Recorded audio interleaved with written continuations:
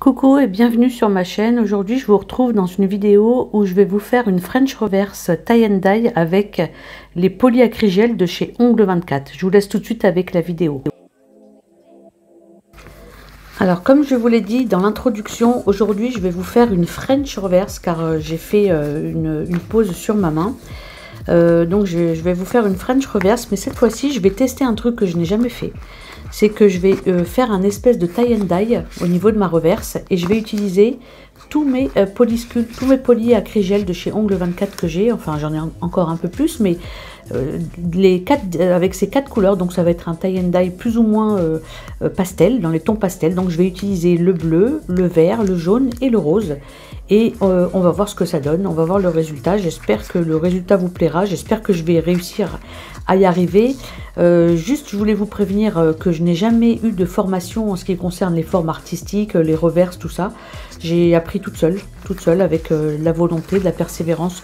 Après je ne sais pas si c'est vraiment bien fait ou pas bien fait, mais en tout cas moi le résultat me plaît. Donc voilà, donc pour cela j'aurai besoin, je vais utiliser donc mes 4 polysculptes. Donc il y a le vert, le bleu, le yellow et le nude. Je vais avoir besoin également d'un pinceau. Donc pour le coup, moi je vais utiliser celui de chez M-Nails avec un poil long.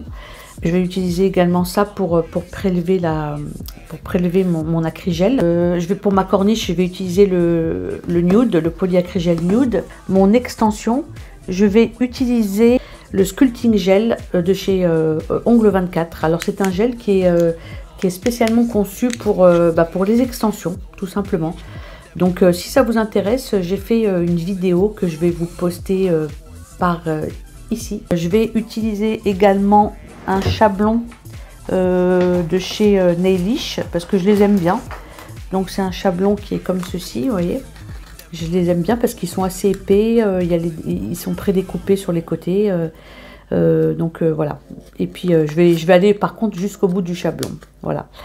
Bah écoutez, on va passer à l'action, hein. Donc je vais prélever mon gel.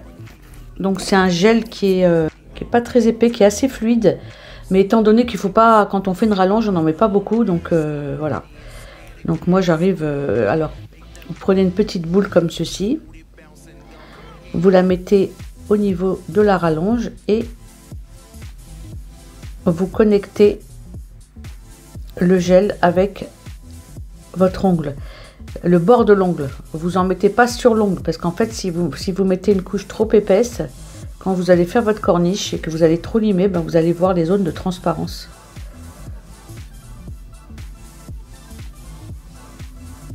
Donc moi je vais jusqu'au bout du chablon.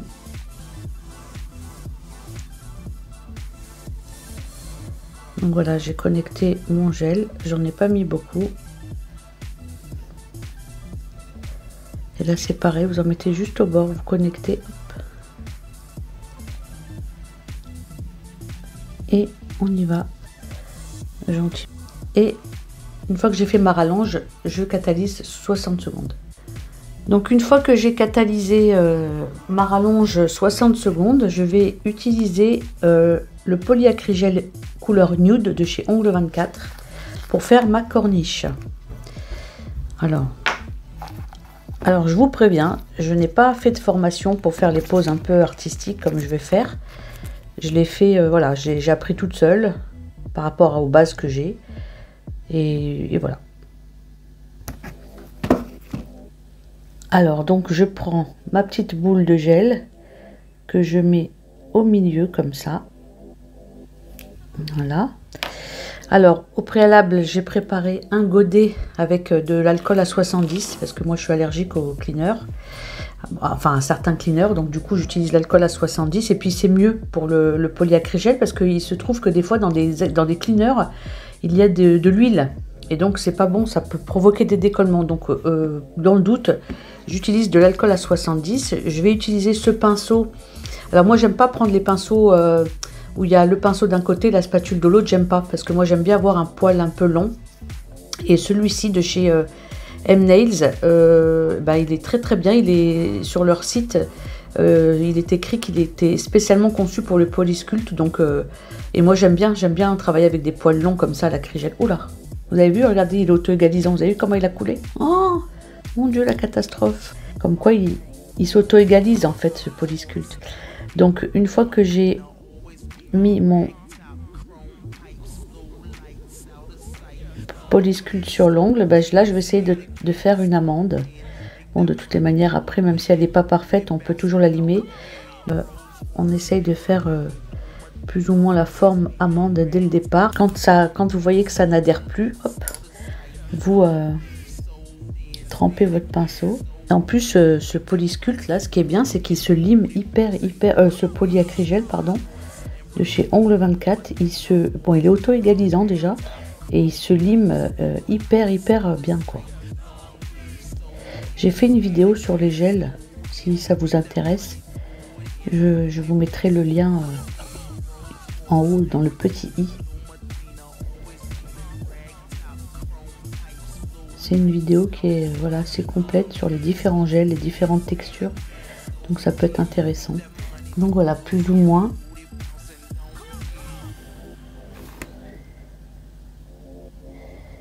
Voilà, je ne vais pas trop attendre parce qu'après... ça coule. Voilà, donc là je vais envoyer à catalyser 60 secondes. Donc une fois que j'ai catalysé, donc je sors de la lampe, je vais dégraisser. Voilà, donc là mon extension est faite, ma corniche est faite. Maintenant il faut plus que j'ai plus qu'à la limer en fait. Et donc on va commencer par faire les murs en fait.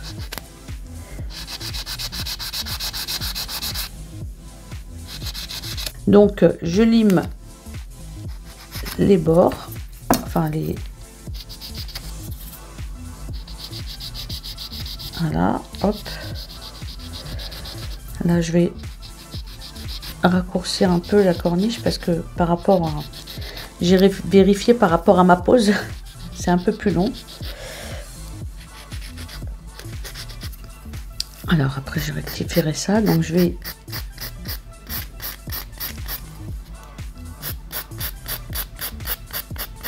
Je vais limer un peu le dessus parce que c'est trop épais.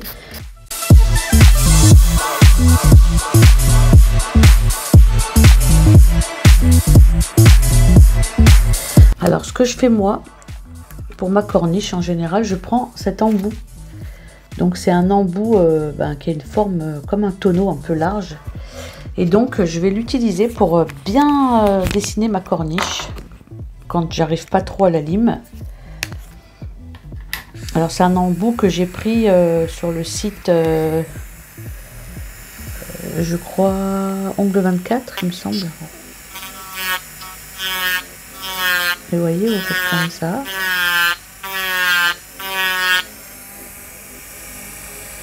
Et ça vous trace la corniche, comme ça après pour limer, c'est beaucoup plus facile. Ça trace la corniche en fait.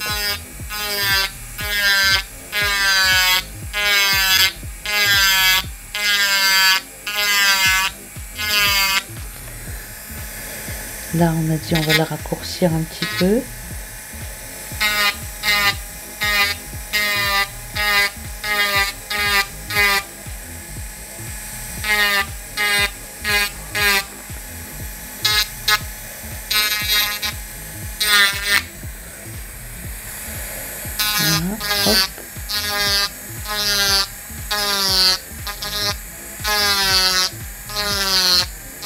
Vous voyez, il faut y aller doucement. En fait, c'est un travail de patience. Vous voyez? Regardez comment ça m'a dessiné mon mur, vous voyez? Bon, après, on va le peaufiner, vous voyez, mais déjà... Alors là, c'est bien. Là, je vais recommencer un peu.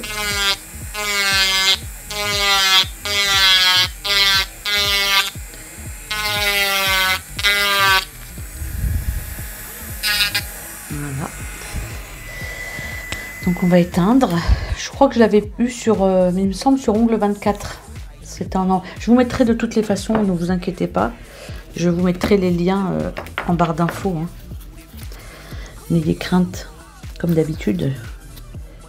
Alors, j'enlève pas encore mon chablon parce que mon extension est tellement fine que au moment du limage, là, je pourrais la casser. Donc, je retirerai mon chablon que quand j'aurai fini de limer ma corniche, parce qu'après, ça risque plus rien en fait.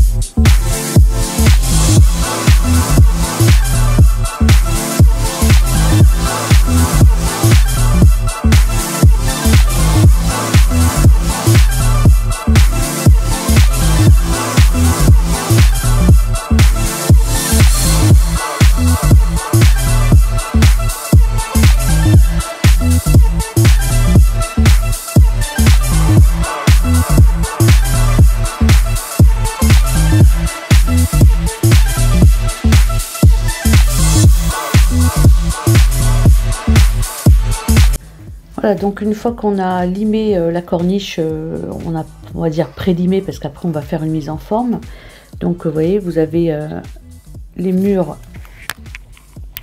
sur les côtés et c'est là qu'on va venir plaquer la frange. Mais je vais pour une première fois le faire avec vous. J'ai envie de faire un tie and dye avec un tie and dye dans les couleurs pastel. Je vais voir ce que ça donne. En fait, j'ai envie d'utiliser ces 4 couleurs.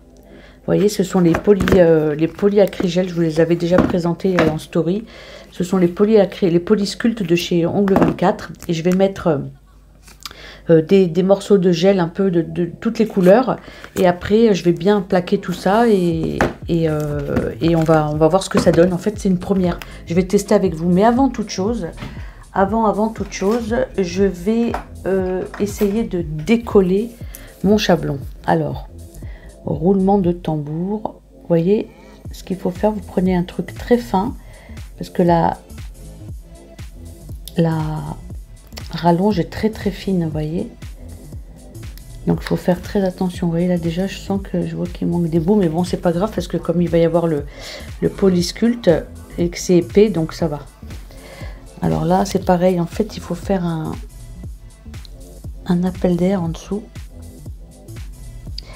Il faut, voilà, il faut. De toute façon, si elle se casse, au pire, il y a toujours moyen de la, voilà. Alors là, parce que je vois pas très bien. Alors du coup, voilà, là, j'ai un peu plus de visibilité. Allez, il vaut mieux prendre son temps, mais voyez, vous décollez bien proprement.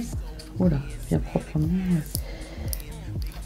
Et après, vous pincez et délicatement, là, vous voyez, c'est pas bien décollé. Ah si, et délicatement, vous tirez vers le bas.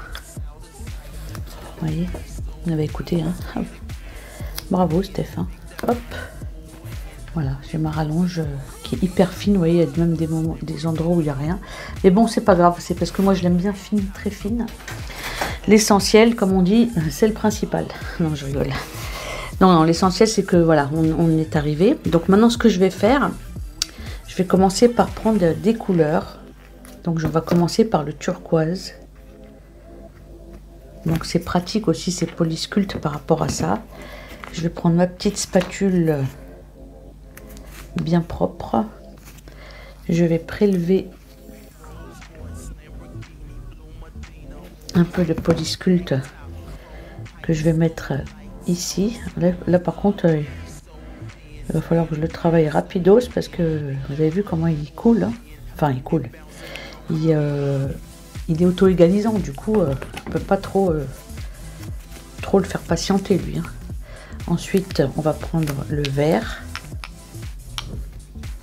En tout cas, c'est des super couleurs. Et puis, j'ai eu cette idée-là au milieu du tournage, en fait. C'est pour ça que je m'en excuse encore. Vous attendez à voir l'effet froissé. Bah, l'effet froissé, je vous ferai, si vous voulez, je vous ferai un tuto ou bien une vidéo sur ça. Hein. C'est pas un problème. C'est vrai que je vous ai donné envie, mais je m'excuse. Hein. Alors ça, on va prendre ensuite, vous nettoyez au fur et à mesure. Hein. Vous voyez, il dégouline, il commence à dégouliner le coquin là. On va prendre du rose aussi, tiens.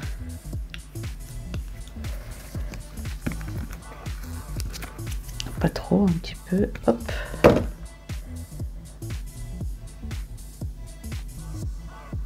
Voilà, puis là on va mettre un peu de jaune. Parce que j'ai envie d'utiliser mon jaune quand même. Alors, c'est quoi ce... J'ai fait le boxon sur ma table en 2 minutes. Eh ben dis donc Steph, hein, t'es pas très... Hein, un vrai petit cochon.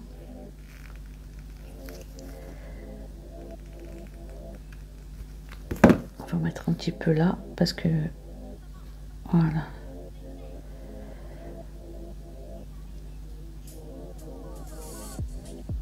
Voilà. Bon, ben une fois qu'on a bien fait le boxon, où on en est là, vous voyez, donc c'est ça, ça rime à rien. Hein. Donc on prend notre pinceau, on va prendre un petit pad pour essuyer le surplus et on commence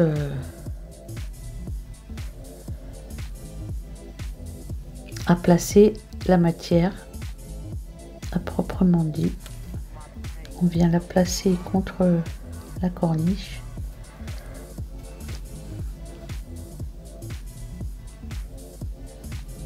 Oui, c'est pour ça que je vous ai dit, même si comment on appelle ça, l'extension est un peu cassée, on s'en fiche. Parce qu'après, il y a le... Vous voyez, il faut essayer de travailler le plus proprement possible dès le départ, comme ça. Oula, oulolololo. Ah, de l'autre côté, ça s'est fait la malle. Hein. Donc ça va. J'ai pu rattraper le coup. Vous voyez, ça fait sympa. Hein. Ça peut faire sympa, je pense. J'ai vu une vidéo où c'était des Russes, où elle avait fait ça. Avec des belles couleurs, elle avait fait du noir et du orange et j'ai trouvé ça super joli.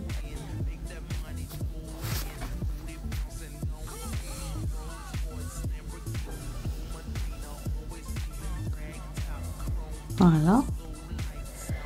Voilà, donc une fois que...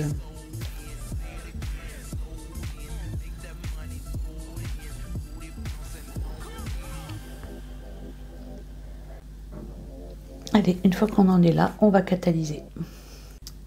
Donc voilà, une fois que j'ai catalysé 60 secondes, on en est là.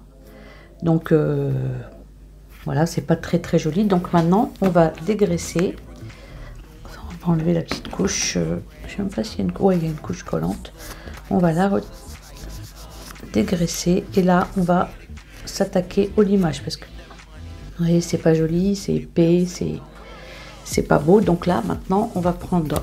Moi, je vais prendre... Là, c'est une lime 100-180. Je vais utiliser le grain 100. Donc, on va attaquer...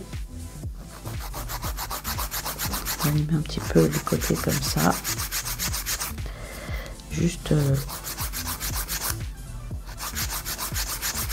plus ou moins. Hein. Après, on peaufinera. Donc, on décolle toujours. Ça peut être pas mal, hein. Je pense que j'ai eu une super idée. Et au moins, ça vous montrera que... Parce que c'est vrai que la dernière fois, il y a quelqu'un qui m'a dit, oui, mais à quoi ça sert les trucs de couleur, nanani. Alors, je leur ai dit, ben, vous pouvez faire une construction, par exemple, déjà turquoise, ou déjà jaune, ou déjà, vous voyez. Ou bien on peut l'utiliser aussi, moi je l'ai utilisé la dernière fois, j'ai fait une French, et je l'ai utilisé pour faire ma corniche. Je l'ai fait j'ai fait une main avec chaque doigt une couleur de corniche. Bah c'était joli. Hein.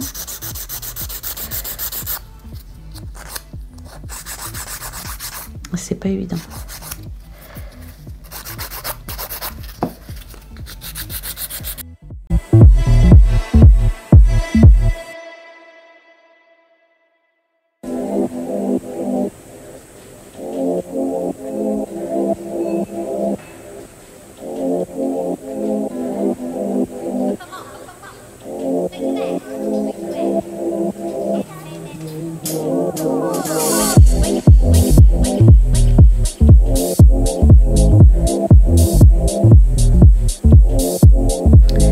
Ben voilà, écoutez, après un limage intensif, j'ai limé hors caméra parce que déjà c'était long. Et en plus de ça, il fallait que je me calque avec ma pose. Vous voyez, pour que je fasse la même longueur, la même forme. Vous voyez. Donc là, on va passer un petit coup de... Oula, je bouge la caméra. Mais écoutez, hein, c'est pas... Je sais pas ce que vous en pensez, hein.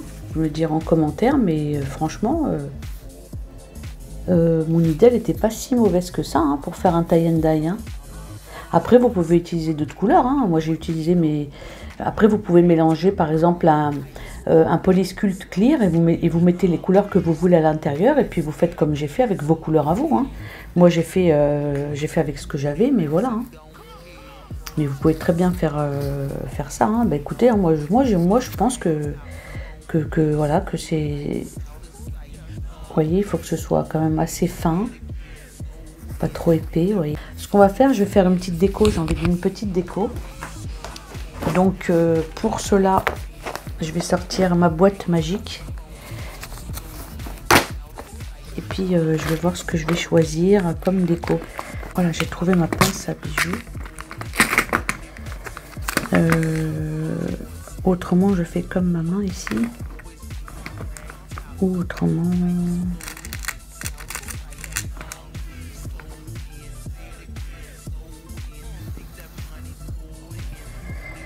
Non, pas ça. Oh, j'aime beaucoup. Ah oui, oui. Lui ou lui, je sais pas.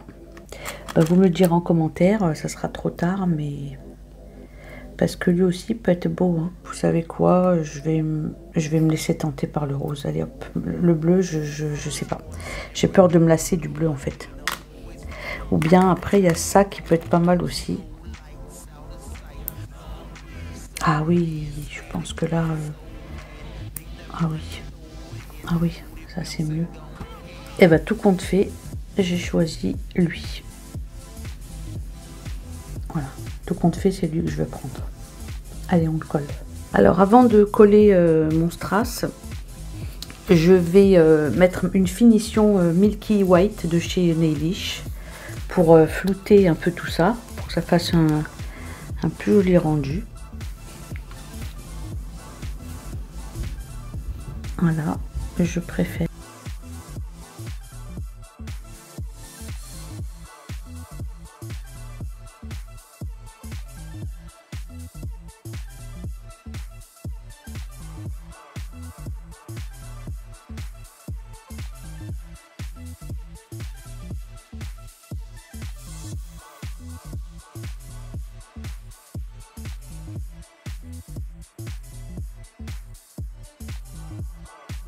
Donc une fois que j'ai catalysé 60 secondes pour commencer, avec ma Gummy base clear, je vais coller mon bijou d'ongle. Donc pour ceci, je vais prendre une pince pour l'attraper, vous voyez. Je vais mettre une goutte de Gummy base sous le bijou d'ongle. Enfin, pas trop et pas trop et pas trop peu non plus, vous voyez. Et une fois que j'ai fait ça, je place mon bijou d'ongle où je veux, hop, et je vais, attendez, je le mets bien droit, voilà, et je vais le catalyser. Et comme toujours, dès qu'on termine une pause, on n'oublie pas d'hydrater ses cuticules. Là, je vais utiliser le Mademoiselle de chez Nails Company parce que j'adore son odeur. C'est l'odeur parfumée qui est hyper agréable. Et donc j'en mets bien autour pour bien hydrater le tour de mes cuticules. Et après avec ils sont bons. Oh là là, ils sont un parfum, mais alors par contre je ne saurais vous dire lequel parfum, mais ils sont un parfum super agréable. Voilà, pardon, je prends un pad que j'aurais dû préparer pour gagner du temps.